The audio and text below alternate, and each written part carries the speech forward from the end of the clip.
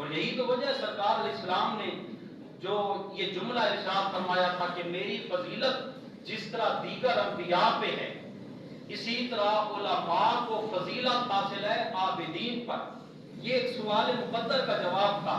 ایک سوال پوچھا گیا سرکار کی بارگاہ میں, عرض کی کہ حضور فلان جو عالم ہے وہ اتنی عبادت زیادہ نہیں کرتا, اس کی رات کی جو قیام اللیل ہے اتنی زیادہ نہیں ہے, فلان زیادہ بڑا عابد ہے, پرہیزگار ہے. سرکار علیہ السلام نے ان کے اس سوال پہ جملہ ارشاد فرمایا تھا, فرمایا علماء پہ بات نہ کرنا, ان کا سونا جو ہے یہ بھی اللہ اس کو عبادت بنا دیتا ہے.